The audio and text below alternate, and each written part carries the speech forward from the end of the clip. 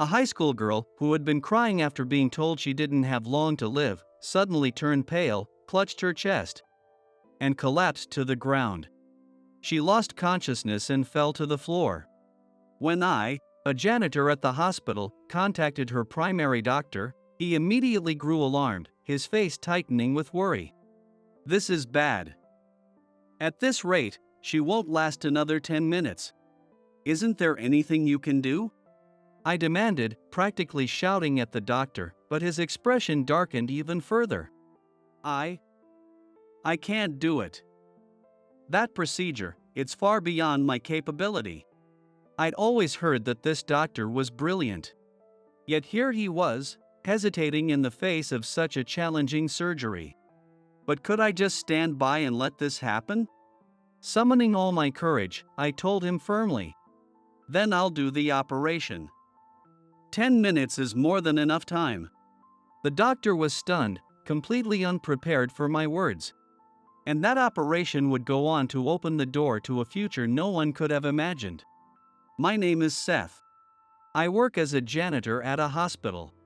Starting this job in my late 30s, I quickly learned that while cleaning is often considered the lowest ranking position in a hospital, it's far more intricate than people realize. Hey, once you're done wiping, move on to disinfection, okay?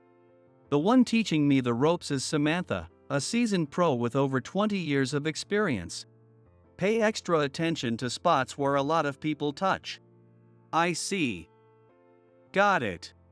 While I'm cleaning and listening attentively to Samantha's guidance, the women cleaning on the opposite side of the lobby call out, "We're done over here. Can you handle the waiting room next?" "Sure, no problem." Hearing my senior co-workers banter, I get back to my task. Even in this sprawling hospital lobby, working as a team makes everything go by in no time. If one person sweeps while another wipes, it's much more efficient. By collaborating, we can clean even the busiest areas quickly. "Seth, hey! Wipe in an S shape when you're disinfecting." "Got it." I follow Samantha's advice, carefully focusing on the disinfection process. Seeing how earnestly I work, she seems genuinely impressed. "You're such a quick learner, Seth. You're diligent, honest, and easy to teach. I'd love it if you stayed here for a long time." She chuckles cheerfully as she praises me. "Until recently, you looked like you might blow away in the wind. You were so frail." "Alright, let's take our lunch break. Let's go eat something nice." "Sure thing." As lunch begins, the scattered cleaning crew members gather one by one in the spacious break room. "So, what are you having today?"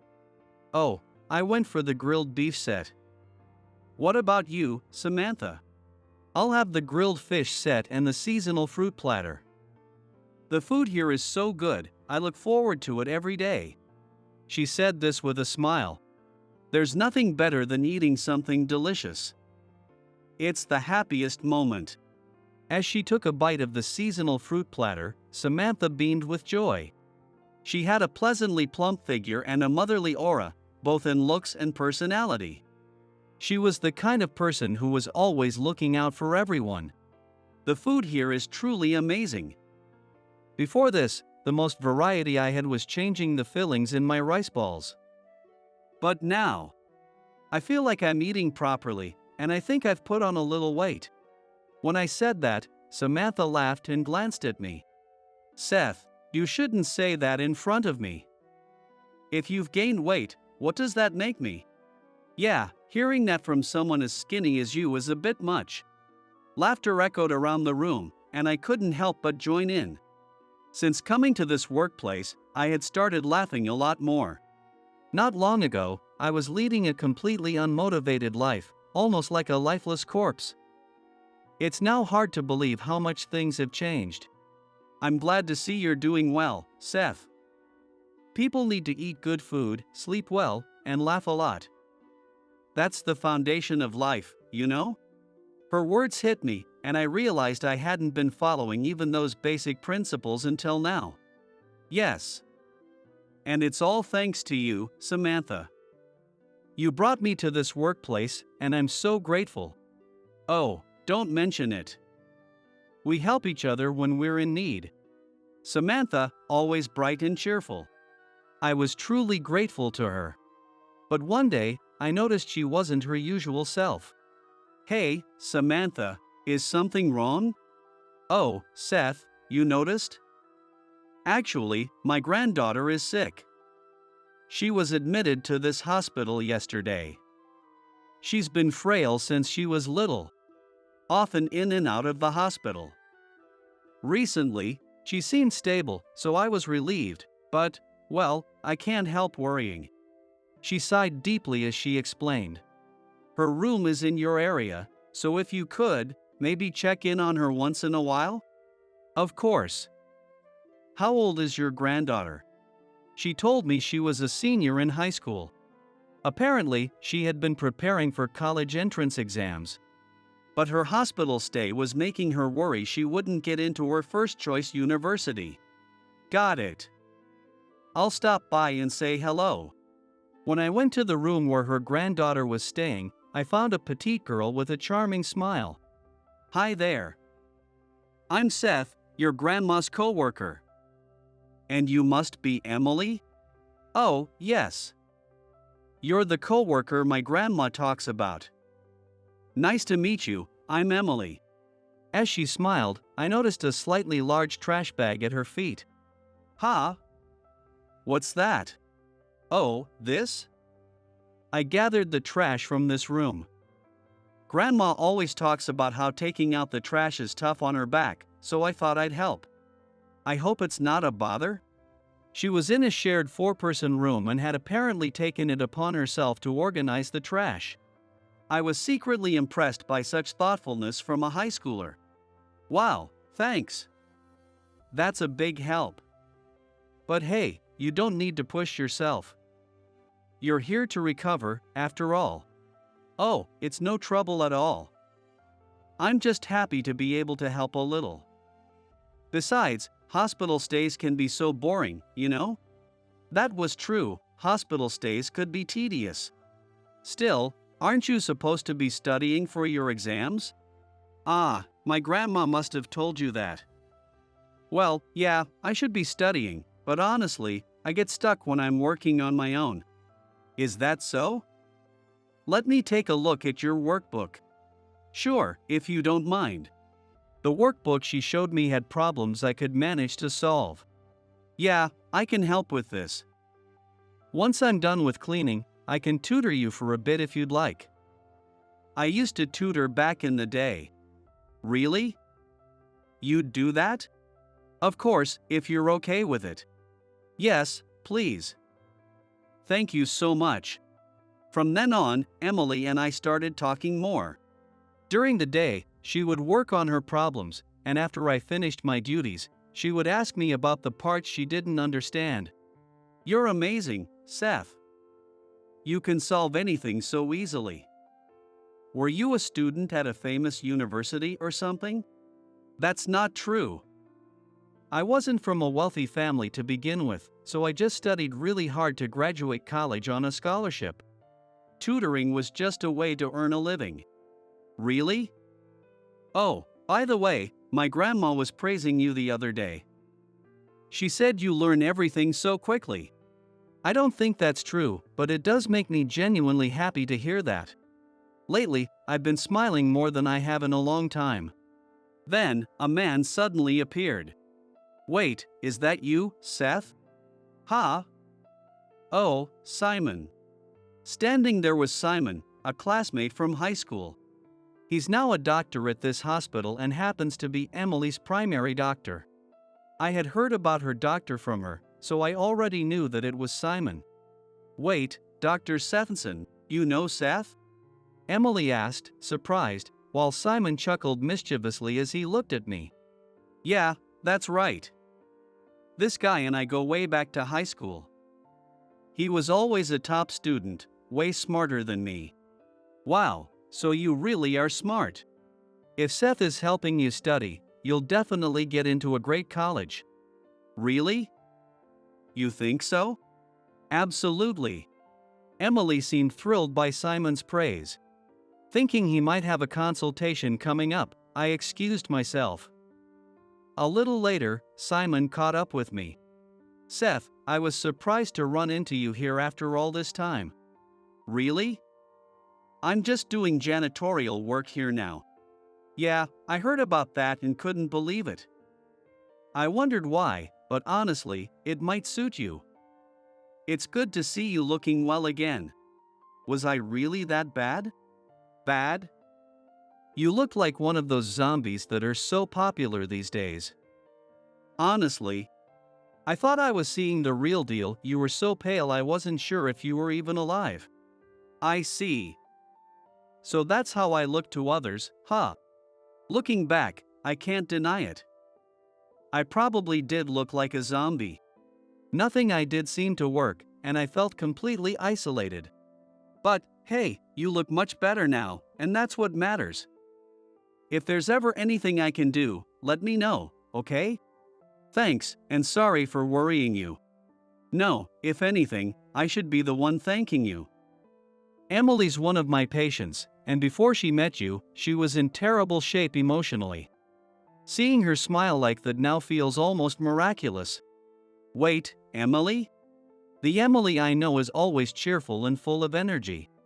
She may be small and pale, but she's a kind girl who cares about those around her. Yeah.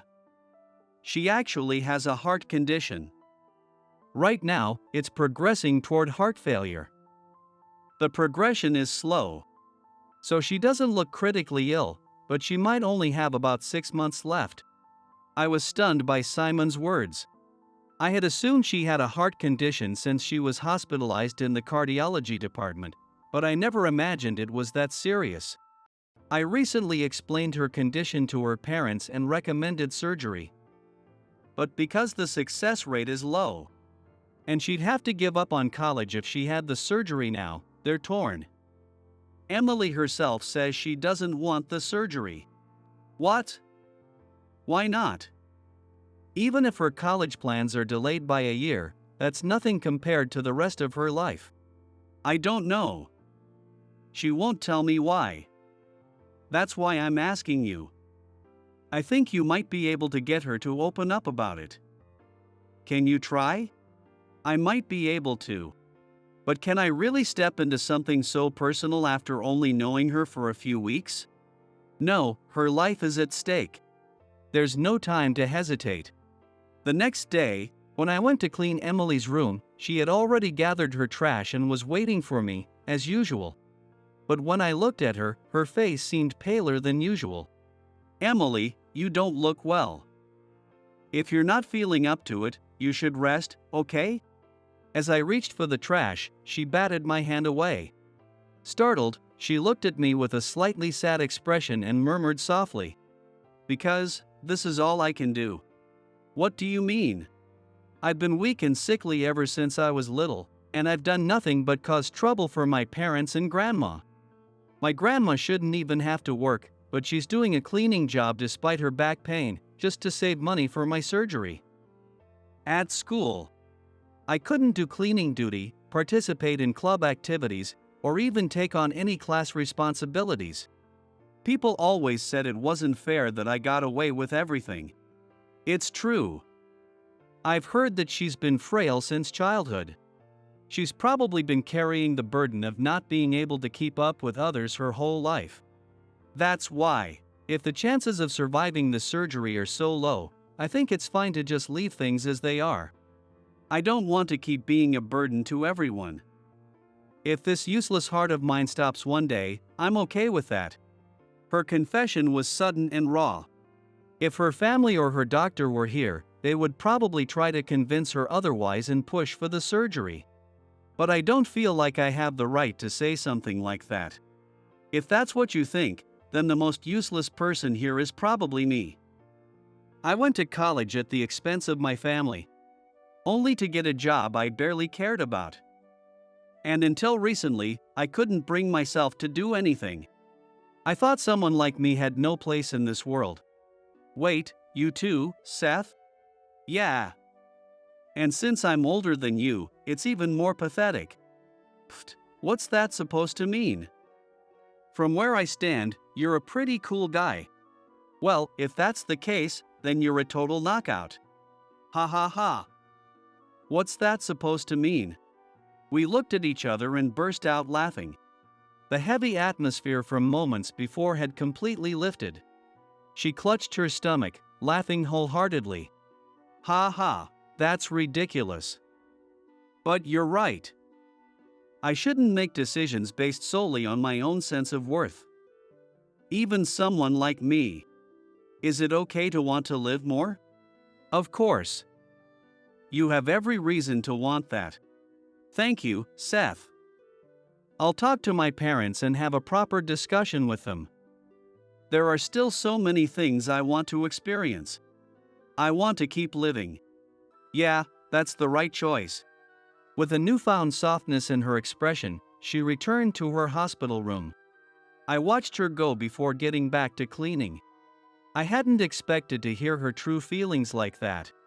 But now, I was confident that she would finally agree to have the surgery. That was what I believed.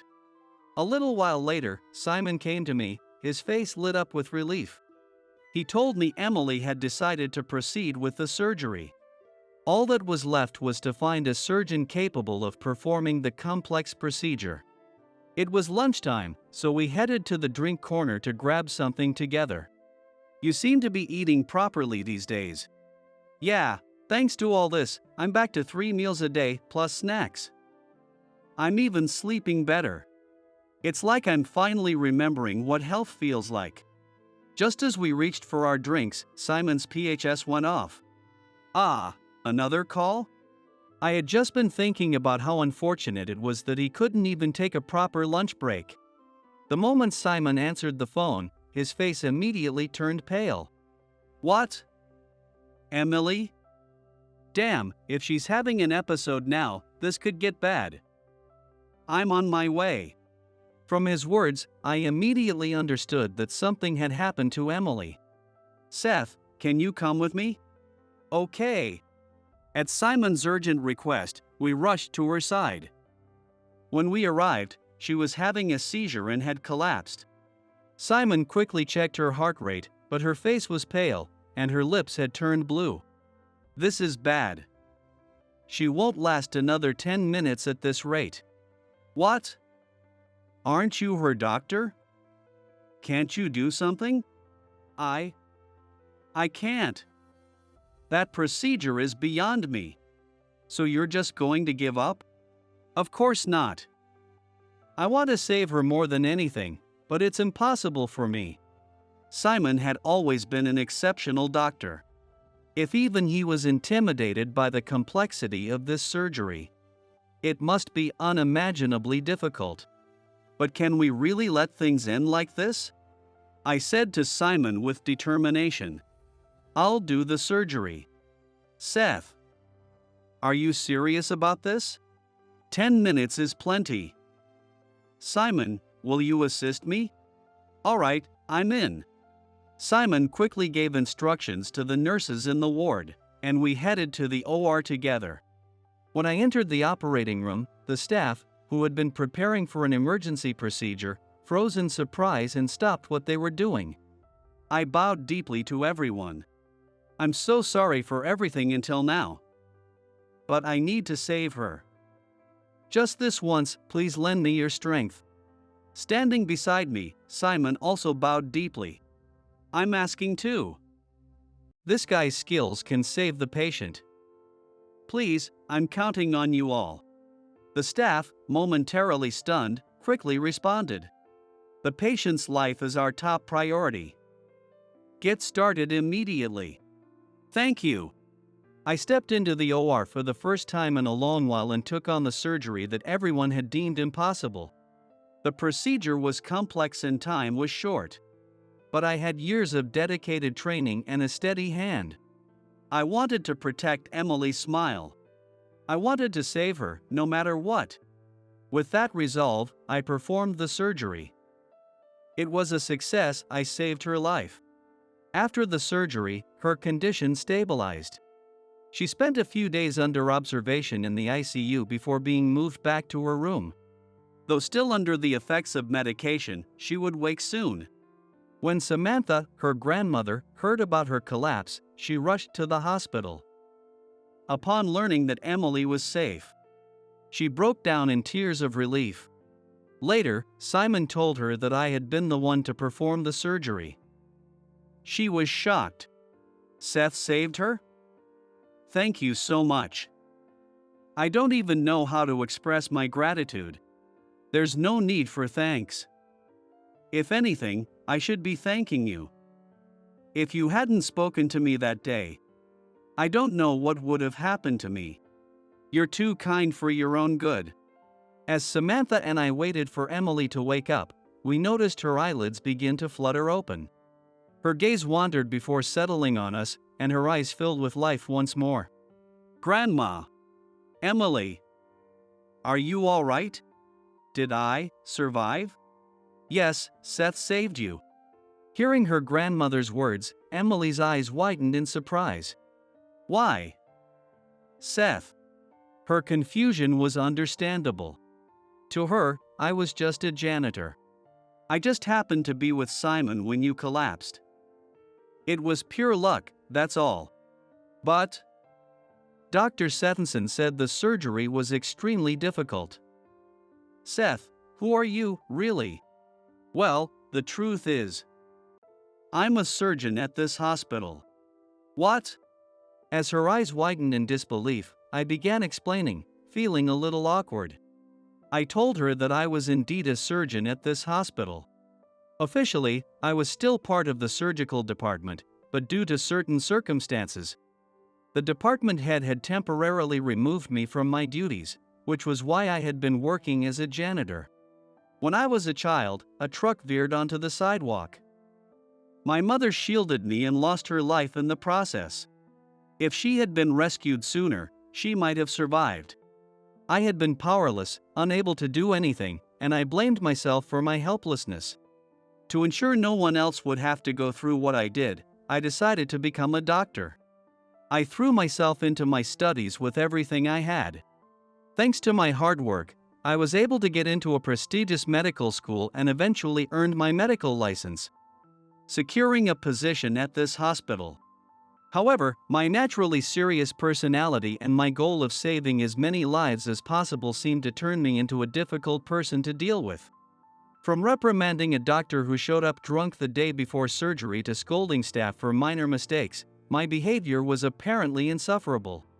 While I gained recognition as a skilled surgeon due to the high number of surgeries I handled, I was also labeled as the arrogant lone wolf behind my back. One day, Simon approached me, clearly troubled by my attitude. Listen, Seth. You're an excellent surgeon, no doubt about that. But surgeries aren't something you can perform alone. Anesthesiologists, assistants, OR nurses, circulating nurses, they all support you. That's how surgeries are possible. I know that.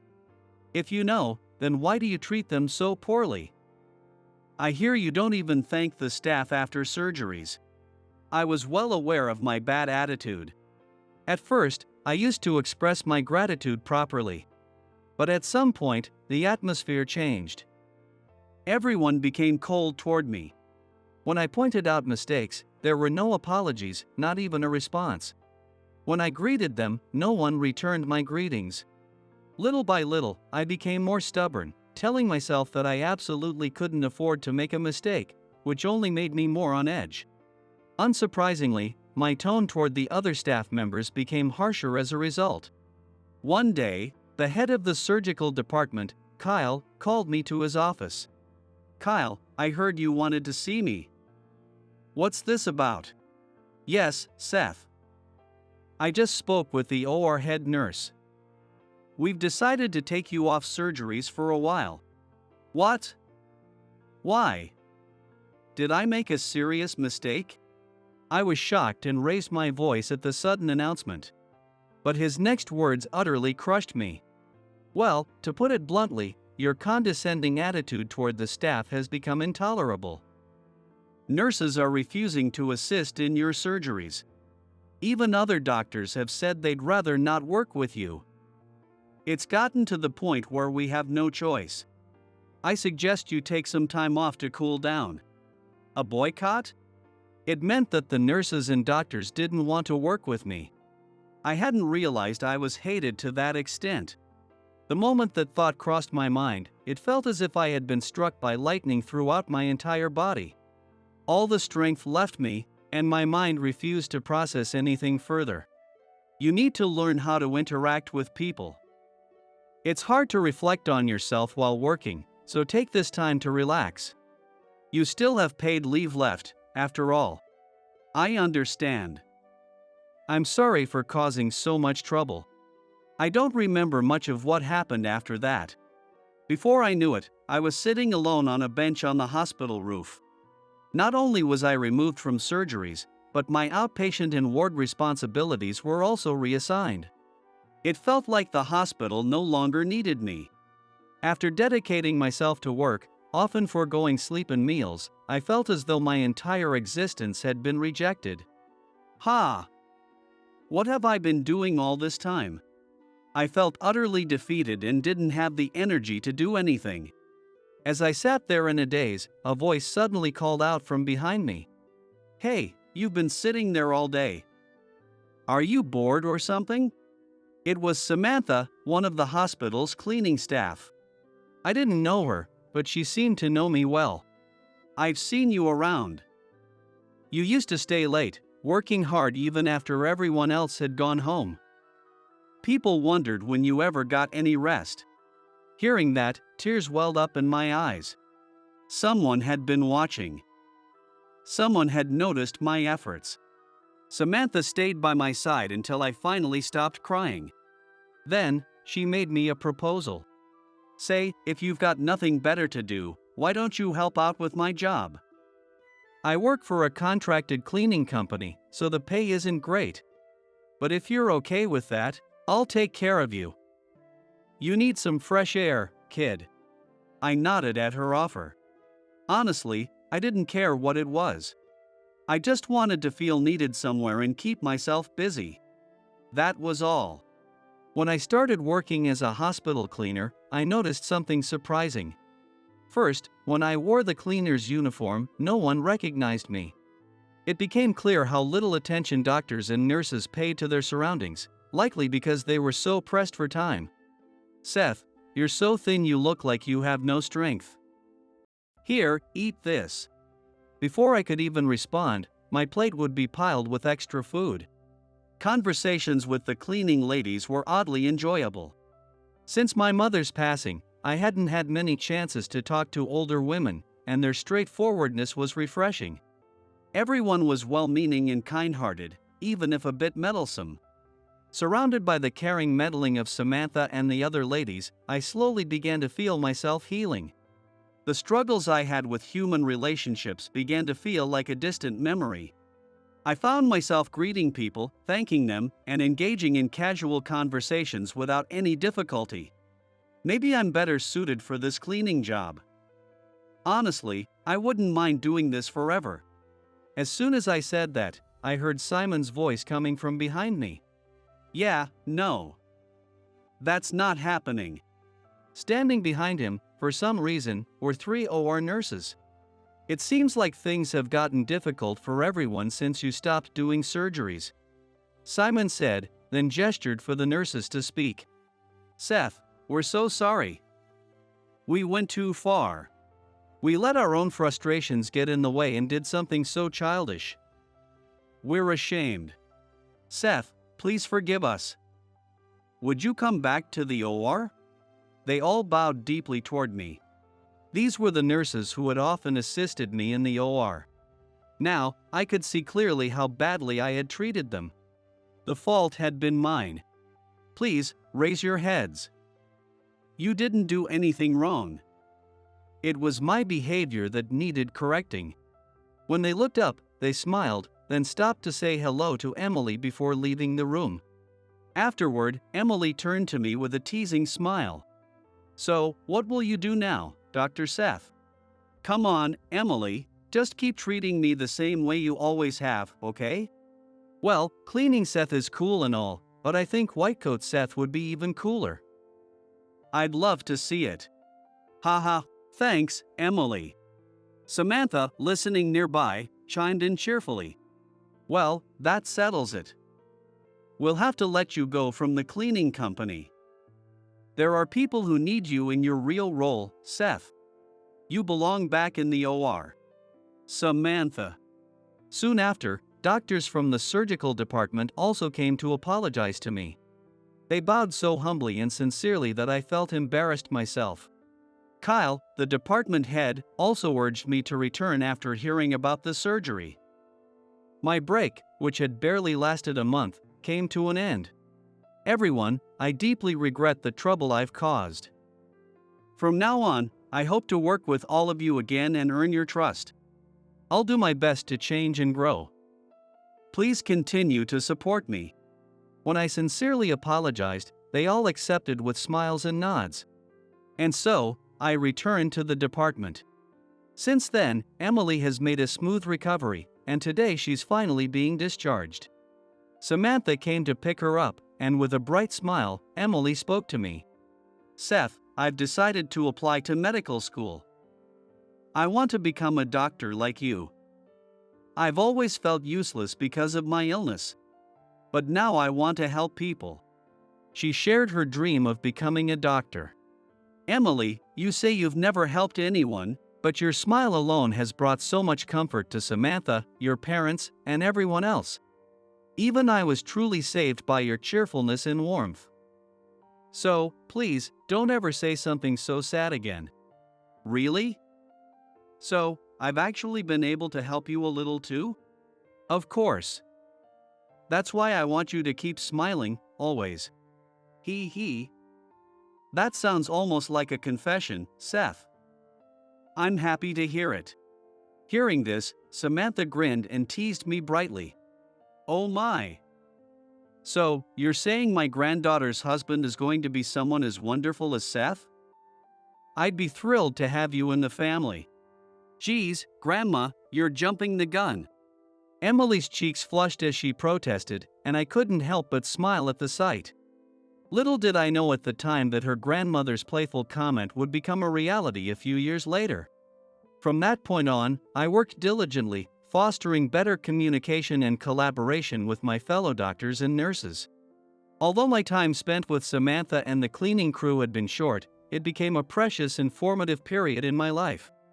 Even after returning to my role as a doctor, I occasionally visited the cleaners' break room.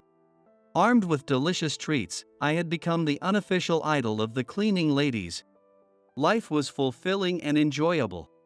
Today, carrying another bag of snacks, I was heading to see Samantha and the others when Simon called out to me. Off to charm your fan club again, huh? Yeah, I heard there's a new crew member, so I thought I'd stop by to say hello. It's hard to believe you're the same guy from a few months ago. Who knew you'd be such a hit with the ladies? He says that with a light-hearted laugh. Then his expression turned serious, and he brought up a topic I wasn't expecting. By the way, do you remember the head nurse who used to manage the OR? Oh, vaguely, I guess. Did you know she left the hospital about a month ago? Come to think of it, one of the OR nurses mentioned something about that. I never really interacted with her much, though. Well, it turns out she was the mastermind behind the whole ordeal that got you sidelined. What? The revelation left me stunned. I could hardly believe that someone I'd barely spoken to had gone to such lengths against me.